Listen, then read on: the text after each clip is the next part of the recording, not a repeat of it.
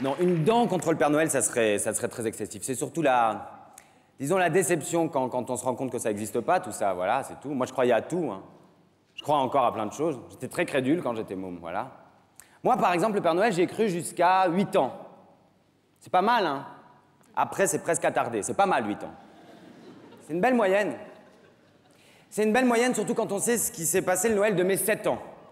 Donc, un an plus tôt, vous dire comment je croyais aux choses facilement.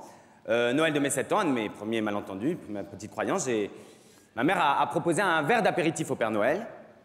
Alors, le Père Noël, il a dit oui, d'accord, oui. Et il a fait ça.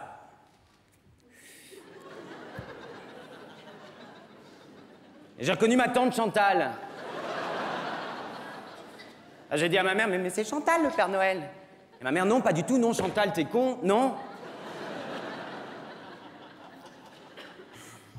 C'est le Père Noël. Il ressemble à Chantal. Et en tant que Père Noël, il peut retirer sa barbe quand il boit un verre d'apéritif. C'est plus commode, Alex. Ok. Et j'y ai cru encore un an. J'étais pas difficile, hein. Je croyais à tout. Je croyais à tout ce qu'on voulait me faire gober. Les gamins, c'est comme ça. Je croyais très fort aux épinards aussi pour la musculation. J'en mangeais plein. Voilà. Oh. C'est un rire que je sais jamais comment prendre. Je croyais à tout, j'étais pas difficile. Je croyais très fort à la petite souris aussi. Vous vous souvenez de cette histoire de petite souris qui nous ramène un cadeau à chaque fois qu'on perd une dent? Je trouvais le concept formidable. Je sais plus ce que j'étais en train de paumer comme dent. C'était des dents de devant, une petite incisive. Bon, bref. J'étais à l'école, elle bougeait pas mal. Puis en rentrant de l'école, je me suis monté une espèce de paranoïa. Je me suis dit, ah, elle va tomber ce soir. Il est beaucoup trop tard. Mes parents n'auront pas le temps d'appeler la petite souris. C'est foutu, j'aurai rien. Alors, je suis allé voir mon père en pleurnichant, en disant « Mais elle va tomber cette nuit, ma vie, on n'a pas eu le temps d'appeler la petite souris !» Je parlais à peu près comme ça, j'ai changé depuis. Mon père me dit « Bah non, bah écoute, non, il n'est pas trop tard, insiste un peu, si elle tombe, seulement si elle tombe, tu la mets sous l'oreiller, et si tu t'endors, seulement si tu t'endors, bah peut-être qu'elle viendra, la petite souris, il n'est pas trop tard, essaye, on verra. » Donc ça, il fallait pas me le dire 2 fois, je vais dans la salle de bain, tu parles, j'insiste un peu, j'y vais presque au maillet, je suis comme ça.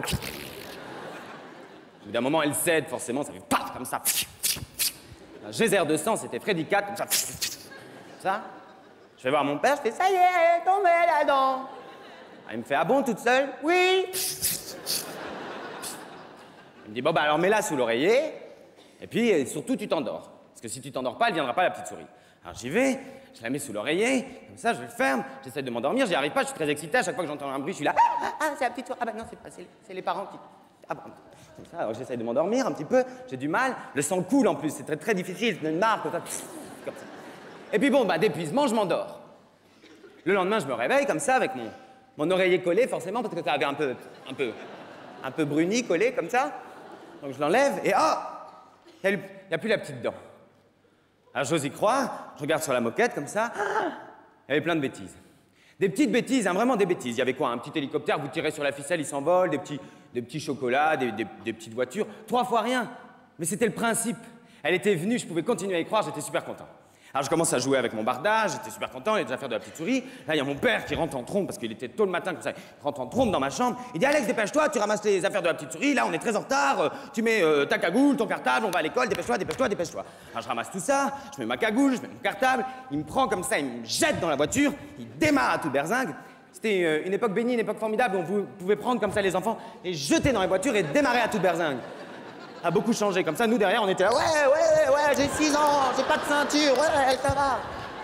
Merveilleux. Parfois on croisait d'autres enfants sur la route comme ça va, Grégory, ça va, ouais. Incroyable. Maintenant les enfants on les attache bien, attention, non, fais attention. On les attache comme ça, là, clac, clac, clac, clac, clac, clac. Oh. Alors la maman nous demande, comment ça va là derrière? Hannibal Lecter. On les soude. 4 mois, 3 ans, c'est ça. La voiture explose, mais le gamin est en place, c'est formidable. Non, vraiment. On a bien fait.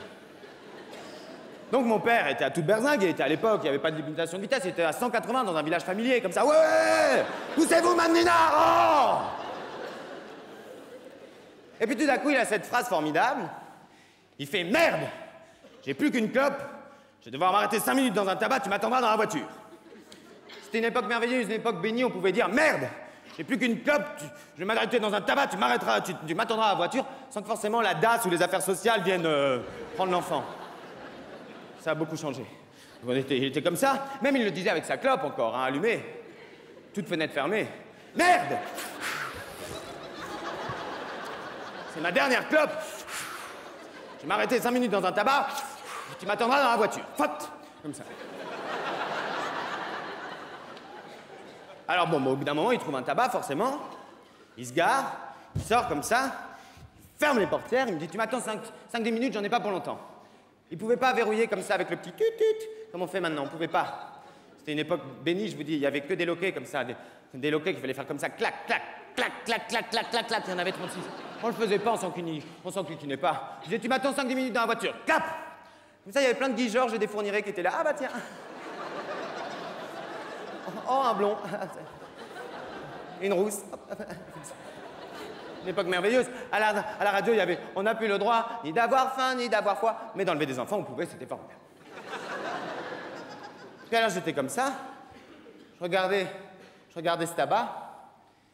Et quand je voyais la vitrine de ce tabac, je me disais, normalement, ce que je voyais dans la vitrine de ce tabac aurait dû me faire arrêter de croire à la petite souris en une fraction de seconde. Eh ben moi, pas. C'est formidable le pouvoir des convictions des enfants, pas moi. J'étais avec ma cagoule, comme ça, mon cartable, ma gant. Hein? Et puis ce que je voyais dans la vitrine, c'était tous les cadeaux que j'avais reçus de la petite souris. Donc n'importe qui aurait dû croire que la petite souris, elle n'existait pas, que c'était son papa qui allait acheter ses clopes, et puis qui au détour prenait 3 conneries. Moi pas. C'était comme ça, je me disais, tiens, la petite souris, elle achète ses cadeaux à l'endroit où mon père achète ses clopes.